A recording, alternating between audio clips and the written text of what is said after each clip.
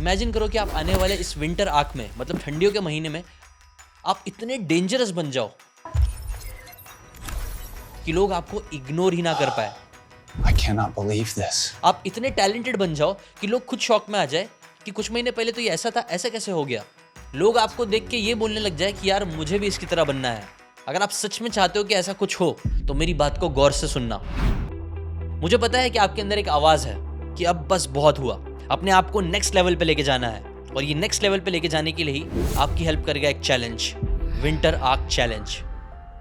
आने वाले 3-4 महीने जब ठंडी पड़ने वाली है तो मैक्सिमम लोग इसके अंदर आलसी हो जाएंगे, सो के वक्त बिताएंगे या फिर ये सोच के वक्त बिता देंगे कि चलो अगले साल से कुछ करेंगे। लेकिन ये वही टाइम होगा जब आप अपने अंदर एक सिस्टम क्रिएट करके ऐसे ट्रांसफॉर्मेशन ला सकते हो जो आपकी पूरी जिंदगी बदल दे।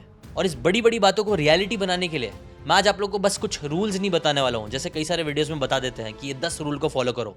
चलो मैं भी बता देता हूँ, ये 10 रूल है विंटर आर्क को फॉलो करने के लिए, ये कर लो। बट मुझे एक चीज़ पता है कि ये रूल्स पता होना या नहीं पता होने से आपकी लाइफ में चेंजेस नहीं आएंगे। ये बातें तो सबको ही पता है कि सुबह उठना है, बुक रीड करना है, अगर आप ये करते हो तो ट्रांसफॉर्मेशन आ जाएगा, जिम जाओगे तो। बट प्रॉब्लम ये नहीं है कि आपको रूल्स नहीं पता है, प्रॉब्लम ये है ना कि आपके अंदर एक चीज़ की कमी है। और ये एक चीज़ जब तक नहीं आएगी तब तक आपका विंटर आर्क सक्सेसफुल होगा ही नहीं। और वो एक चीज़ क्या है? रेजिलियंस। मतलब अगर आप एक रास्ते पे चल रहे हो जो आपको आपके गोल्स तक लेके जाए, लेकिन वो रास्ता मुश्किल है तो इस पर आप गिरते हो, लेकिन गिरने के बाद आप वापस खड़े हो जाते हो, फिर चलते हो, फिर गिरते हो और फिर वापस खड़े हो जाते हो और फिर गिरते हो। जितनी बार लाइफ आपकी तरफ प्रॉब्लम्स फेंके, जितनी बार भी आपको चोट लगे, आप फिर भी बार बार गिरने के बाद खड़े हो जाओ, तो इसी चीज को बोलते हैं रेजिलियंस। और ये रेजिलियंस जिस दिन आपने अपने अंदर लेके आ गया, उस दिन आप एक अनस्टॉपेबल फोर्स और बीस्ट बन जाओगे। बट वो आएगा कैसे? आज मैं आपको रैंडम रूल्स और रैंडम हैबिट्स बता के ये चीज नहीं करने वाला हूँ। रेजिलियंस आपके अंदर लाने के लिए मैं साइंस की मदद लेने वाला हूँ। डॉक्टर डेनिस चर्नी, जिन्होंने 25 साल रेजिलियंस के ऊपर स्टडी करी, जिसके अंदर उन्होंने वियतनाम वॉर के जो प्रिजनर्स थे, एक्सीडेंट के survivors, trauma victims, navy seal officer और ऐसे बड़े बड़े लोग जो रेजिलियंस में टॉप पे आते हैं दुनिया में, उनके ऊपर रिसर्च करी। और उनके ऊपर रिसर्च करने के बाद उन्होंने किताब लिखी। आज मैं आपके साथ डॉक्टर डेनिस का ये डायग्राम शेयर करूंगा। ये सिर्फ डायग्राम नहीं है, ये 10 रूल्स है। इन 10 रूल्स को अगर आप फॉलो कर लेते हो तो रेजिलियंस झक मार के आपके अंदर आ ही जाएगा। इसलिए वीडियो को एंड तक जरूर देखना, इस डायग्राम के रूल्स को समझने के लिए और रेजिलियंस अपने अंदर लाने के लिए। और हाँ, अगर आप एंड तक रुकते हो तो मैं आप लोगों को कुछ एक इंटरेस्टिंग चीज़ भी बताने वाला हूँ। ये बुक कौन सी है जिस बुक के रेफरेंस से मैं आपको बता रहा हूँ, वो भी एंड में रिवील करूँगा। प्लस इसी वीडियो से रिलेटेड एक इंपॉर्टेंट चीज़ है कि कैसे इन बुक की बातों को आप प्रैक्टिकली अप्लाई कर सकते हो, वो भी मैं आपको एंड में बताने वाला हूँ। So now let's start with the 10 rules. Rule number 1, cultivate optimism with Stockdale paradox. Doctor Dennis ने, जैसा मैंने आपको बताया, कई सारे वियतनाम के POWs के साथ रिसर्च करी। POWs मतलब प्रिजनर्स ऑफ वॉर। अब वैसे भी जो प्रिजनर्स ऑफ वॉर होते थे ना, उनको जब प्रिजन कैंप पे डाला जाता था तो उनको बहुत हार्श कंडीशन में रहना पड़ता था, सर्वाइव करना पड़ता था, जिसमें रेजिलियंस की बहुत जरूरत पड़ती थी। बट इस कैंप में भी एक स्पेसिफिक जगह थी जिसका नाम था कैंप एल्काट्राज। ये पूरे कैंप में से और सबसे ज्यादा टफ जगह थी, जो हनोई हिल्टन प्रिजन में थी। यहाँ पे जो प्रिजनर्स होते थे ना, उनको सिवियरली फिजिकल टॉर्चर किए जाते थे अलग अलग तरीके से। ऐसे टॉर्चर जो मैं कैमरे में आपको बता भी नहीं सकता हूँ। उनको सॉलिटरी कन्फाइनमेंट में डाल दिया जाता था, मतलब अकेले कई दिनों तक बंद अंधेरे में। बट इतने एक्सट्रीम एडवर्सिटीज के बाद भी कई सारे जो POWs थे, उन्होंने उस कैंप को सर्वाइव ही नहीं किया, बल्कि वो इतने रेजिलिएंट थे कि फिर उन्होंने जिंदगी में आगे जाके बहुत सक्सेस भी अचीव करी। उनमें से कई सारे लोग एडमिरल्स बने, सेनेटर्स बने, बिजनेस ओनर्स बने और सक्सेसफुल इंसान बने। बट क्वेश्चन ये आता है, इन लोगों में इतना रेजिलियंस आया कैसे? वेल, इन लोगों में वो रेजिलियंस आया बिकॉज उनके अंदर एक सबसे इंपॉर्टेंट चीज थी जिंदगी को जीने के लिए, जो सबको चाहिए, वो है ऑप्टिमिज्म। इन सब के अंदर एक विश्वास था कि हाँ, आज नहीं तो कल वो इस प्रिजन से निकलेंगे। लेकिन हाँ, दूसरी तरफ वो स्टॉकडेल पैराडॉक्स को भी समझते थे।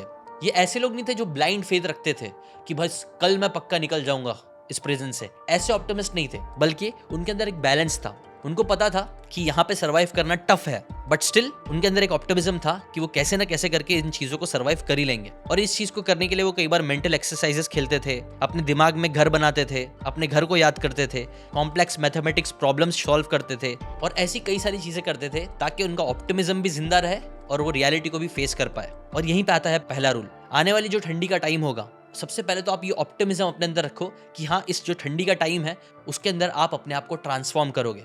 चाहिए तो कमेंट में जाके लिख दो ऑप्टिमिज्म के साथ कि yes, I will change in this winter arc. लेकिन ये भी याद रखना कि ये आसान नहीं होगा। अगर आसान होता तो सब करते, बट फिर भी आप करोगे। जस्ट लाइक जेरी वाइट, जो 18 साल की उम्र में ही जिन्होंने लैंड माइन पे उन्होंने पैर रख दिया, जिस वजह से ब्लास्ट हुआ और उन्होंने अपने पैर खो दिए। लेकिन वो पैर खोने के बाद भी उन्होंने अपने आप को एक डिसेबल की तरह नहीं देखा, बल्कि उन्होंने इस पेन को भी एक ऑप्टिमिज्म के साथ देखा कि ये जो भी हुआ है, ये सब चीज के बावजूद I will change the world. और उनका ये ऑप्टिमिज्म ही था कि फिर उन्होंने लैंडमाइन सर्वाइवर्स नेटवर्क बनाया, जिसके लिए प्रिंसेस डायना जो थी वो खुद उनसे मिलने आई, और इसके बाद उन्होंने नोबेल पीस प्राइज भी जीता। और विंटर आर्क में ट्रांसफॉर्मेशन चाहिए तो आपको भी कुछ ऐसे ही करना पड़ेगा, ऑप्टिमिज्म रखना बट स्टॉकडेल पैराडॉक्स के साथ। अब आते हैं नेक्स्ट, रिफ्रेम पेन। इस बुक के जो ऑथर है डॉक्टर डेनिस चर्नी, जिन्होंने 25 साल रिसर्च करी। वो सिर्फ रिसर्चर या डॉक्टर नहीं थे, बल्कि वो एक मेडिकल कॉलेज के डीन भी थे, जो रेजिलियंस के ऊपर पढ़ाई कर रहे थे, जैसे कि आपको पता ही होगा। बट ये करते करते उनके साथ भी एक बहुत अजीब सी चीज हुई। एक सुबह जब वो एक कैफे के बाहर ही खड़े थे, तभी उनका एक फॉर्मर फैकल्टी मेंबर वहां पे आया, जिसे निकाल दिया गया था। वो गुस्से में वहां पे आया और उन्होंने डेनिस को गोली मार दी। लिटरली शोल्डर्स पे उनको गोली लग गई, जिसकी वजह से वो क्रिटिकली इंजर्ड हुए और कई महीनों तक हॉस्पिटल में उनको रहना पड़ा। और इस टाइम पे वो टूट सकते थे, क्विट कर सकते थे, क्योंकि रिस्क कभी भी था। बट तब हॉस्पिटल बेड पे उन्होंने अपने पेन को रिफ्रेम किया कि ये तो सबसे बेस्ट टाइम है वही चीज सिखाने का जो मैं जिसके ऊपर रिसर्च कर रहा हूँ, जो है रेजिलियंस। मैं खुद जल्द से जल्द वापस से खड़ा होकर वापस से काम करूंगा और लोगों के लिए एक मिसाल बनूंगा। और इसी माइंडसेट शिफ्ट को बोलते हैं कॉग्निटिव रीअप्रेजल। सिंपल वर्ड्स में देखा जाए तो बेसिकली आप पेन, जो भी आपको अपनी जिंदगी में पेन मिल रहा है, उसको आप कैसे देख रहे हो, उसको देखने का नजरिया बदल देना। न्यूरोसाइंस बोलता है कि जब आप रिफ्रेम करते हो पेन को, तो आपका जो प्रीफ्रंटल कॉर्टेक्स है ना, जो लॉजिकल ब्रेन है हमारा, वो एमिगडाला को काम डाउन कर देता है, जो यूजुअली फियर क्रिएट करने के लिए रिस्पॉन्सिबल होता है। इनफैक्ट स्टडीज बताती है कि जो लोग रिफ्रेमिंग करते हैं, उनके 40 से 50% चांसेस बढ़ जाते हैं कि वो जल्दी स्ट्रेस और ट्रॉमा को ओवरकम कर लेंगे। इसलिए जब इस बार विंटर आर्क में जब आप अपने आप को चेंज करने पे काम करो कि ठंडी बहुत है, सुबह उठने का मन नहीं कर रहा है, तो ये सारे पेन को रिफ्रेम कर देना, ये बोलना कि यही तो मेरा ट्रेनिंग ग्राउंड है, यही मुश्किल चीज़ है तो मुझे मजबूत बनाएगी, just like doctor Charni.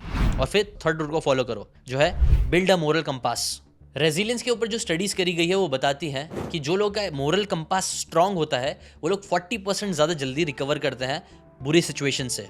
For example, Washington DC में जहाँ पे बहुत टफ नेबरहुड होता था, वहाँ पे लोग फेथ और लाइफ के पर्पस पे बहुत फोकस करते थे, और इस वजह से उनका जो साइकोलॉजिकली उनकी जो रिकवरी थी वो भी 40% ज़्यादा जल्दी होती थी। जब भी आपके पास एक पर्पस होता है, शायद वो पर्पस आपका रिलीजन हो, वो पर्पस आपका फेथ हो, तो वो चीज़ें आपको मुश्किल वक्त में भी बहुत काम आती है।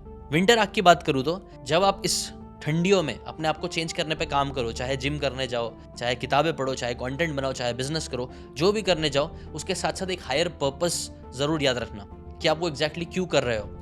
फेथ ज़रूर रखना ऊपर वाले के ऊपर। एक पर्पस के साथ जब आप ये सारी चीज़ें करोगे तो आपका रेजिलेंट होने के चांसेस बढ़ जाएंगे। बट शायद इतना भी काफ़ी ना हो, इसीलिए आता है यहीं पे rule number 4, find a role model. Doctor Charney ने अपनी 25 साल की रिसर्च में एक पैटर्न को बार बार रिपीट होते हुए नोटिस किया। उन्होंने देखा कि जितने भी लोग बुरी से बुरी सिचुएशन को सर्वाइव कर लेते थे, बच जाते थे, उन लोगों के अंदर एक कॉमन चीज़ थी कि वो हमेशा है ना दूसरों को देखते थे। किन लोगों को देखते थे? ऐसे लोगों को देखते थे जो उनकी सिचुएशन में ही थे, बट उन्होंने अपनी सिचुएशन को ओवरकम करके आगे निकल गए। जैसे फॉर एग्जांपल जो POWs, प्रिजनर्स ऑफ वॉर थे, ट्रॉमा पेशेंट्स थे, एक्सीडेंट विक्टिम थे, वो हमेशा यही बोलते थे कि मुझे पता था कि मैं रिकवर कर लूंगा, क्योंकि मैंने उस इंसान को देखा था कि वो भी रिकवर कर दिया है। तो उसको देख के उनको भी हिम्मत आई।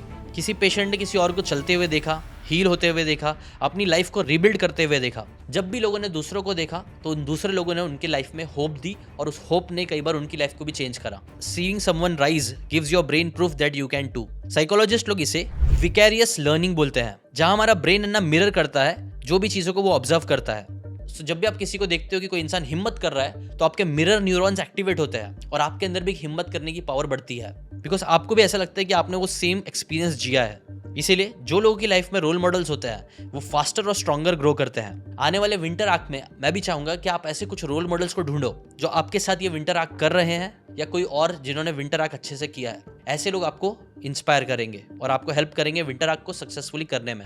इसके साथ जो नेक्स्ट 5th रूल आपको फॉलो करना है वो है face your fear, stress inoculation. जब डॉक्टर जर्नी रेजिलियंस के ऊपर स्टडी कर रहे थे तो उनको एक चीज समझ में आई कि कंफर्ट है ना आपको वीक बना देता है। इसीलिए एक बार वो अपनी 13 साल की डॉटर को लेके हाइक करने चले गए पहाड़ों में, जहाँ पे बहुत सारे प्रॉब्लम्स हुई, स्टॉर्म भी आया। तब उनकी जो बेटी थी उन्होंने रो के दिल से बोला कि I really don't like you, I despise you. उस टाइम पे ऑथर को थोड़ा बुरा तो लगा, लेकिन वो बोलते हैं कि जब मेरी बेटी बड़ी हो गई, आज वो 35 साल से ज़्यादा हो गई है और अब वो हमेशा हिल्स पे जाती है, टफ काम खुद से चूज़ करती है।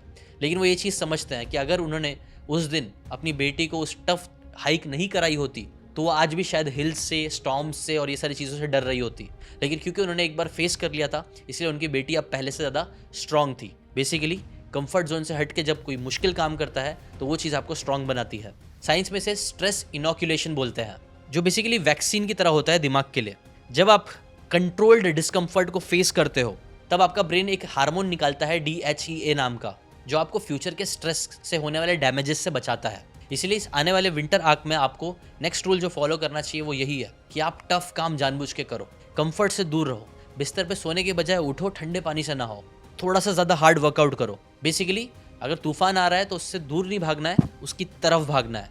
अगर आप उसकी तरफ भागोगे तो आप तूफान से लड़ भी लोगे और आप अपने आप को खुद तूफान से ज़्यादा पावरफुल समझने लग जाओगे, जो आपके लिए बहुत हेल्पफुल होगा। और ये नेक्स्ट रूल भी आपको फॉलो कराने में हेल्प करेगा, जो है build self esteem through action.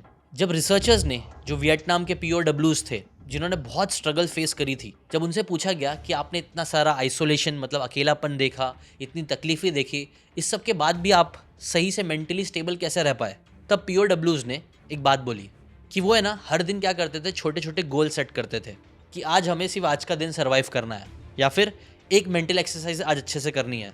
ऐसे ही वो लोग अपने लिए हर दिन छोटे छोटे से गोल सेट करते थे और जब भी वो छोटे छोटे गोल्स को सेट करके एक्शन लेते थे तो उनके अंदर एक कॉन्फिडेंस आता था कि हाँ यार, आज का दिन झेल लिया, कल का कल देखेंगे। और ये सारे प्रूफ्स उनका कॉन्फिडेंस बिल्ड करने लग गए, जिसकी वजह से उनके अंदर एक बहुत पावरफुल चीज़ डेवलप हुई, जिसे रिसर्चर्स और scientist number 1 predictor of success बोलते हैं।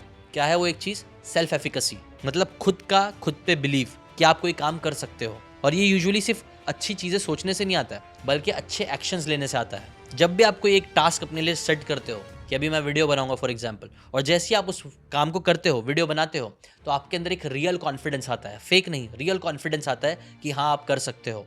ये आपको डोपामिन रिलीज देता है और आपका सेल्फ ट्रस्ट का जो सर्किट है उसको लाइट अप कर देता है। इसीलिए इस विंटर आर्क को सक्सेसफुली करना चाहते हो ना, तो बार बार मोटिवेशन को चेस करना बंद कर दो, एविडेंस को चेस करना स्टार्ट करो। मतलब 10 पुशअप्स करने का एक टास्क दो अपने आप को और फिर वो टास्क करो, 10 पेज पढ़ने का टास्क दो और फिर उस चीज़ को करो। ऐसे अपने आप को छोटे छोटे गोल सेट करो और उन छोटे गोल्स को अचीव करो। जैसे ही आप छोटे गोल सेट करोगे और अचीव करोगे, देखना आपको मजा आएगा। और मैं चाहता हूँ अभी आप करो, अभी जाके आप चैट में जाके लिखो कि मेरा छोटा सा गोल ये है, फॉर एग्जाम्पल 10 पुशअप्स मारना, और फिर जाओ 10 पुशअप्स मारो और आके मुझे बताओ कि आई डिड इट।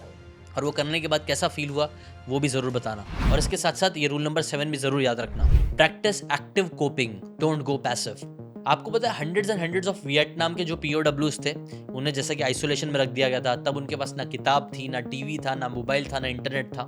वो लोगों को एक दूसरे से बात करनी भी नहीं दी जाती थी। तो फिर तब वो लोग क्या करते थे? वेल, तब उन्होंने एक सीक्रेट टैप कोड इन्वेंट किया। मतलब वो लोग टैपिंग करके बेसिकली वो लोग बात करते थे, जहाँ पे हर 5 टैप्स कोई लेटर का ऑल्टरनेटिव था, और फिर वो उन टैपिंग कर करके वॉल्स के थ्रू एक दूसरे से बात करते थे। और ये रिदम ने ही उनकी सैनिटी को अलाइव भी रखा था। और इसी चीज को बोलते हैं active coping, turn pain into participation. Basically कई बार क्या होता है, जब हम पेन या प्रॉब्लम्स फेस करते हैं, टफ टाइम फेस करते हैं, तो हम शट डाउन, कंप्लीटली अपने आप को शट डाउन करने लगते हैं, अलग करने लगते हैं, आइसोलेट करने लगते हैं और एक्टिव होने के बजाय पैसिव होने लगते हैं। बेसिकली दिन भर बिस्तर पे पड़े रहना, कोई भी एक्टिविटी नहीं करना। लेकिन ये चीज आपके लिए बहुत डेंजरस है, जबकि इसका उल्टा जब आप करते हो, एक्टिव होते हो, तो इससे आपके दिमाग में डोपामिन निकलता है, आपका कॉर्टिसोल नीचे होता है। इनफैक्ट रिसर्च बताती है एक्टिव कोपिंग आपके ट्रॉमा और मेंटल हेल्थ पे बहुत अच्छा पॉजिटिव इम्पैक्ट करता है। इसलिए एक्टिव रहना स्टार्ट करो। जब भी इस विंटर आर्क में आपको जब भी डाउन फील होना स्टार्ट होगा, जो कि कई बार होता है, तब साइलेंट मत हो जाना, चुपचाप कहीं बैठ मत जाना, अपना खुद का टैप कोड बनाओ, खुद से कुछ ना कुछ करना स्टार्ट करना। मे बी जर्नलिंग करना स्टार्ट कर दो, प्रेयर करना चालू कर दो ऊपर वाले से, एक कम्युनिटी का पार्ट बन जाओ जहाँ पे आप डेली चेक इन कर सको।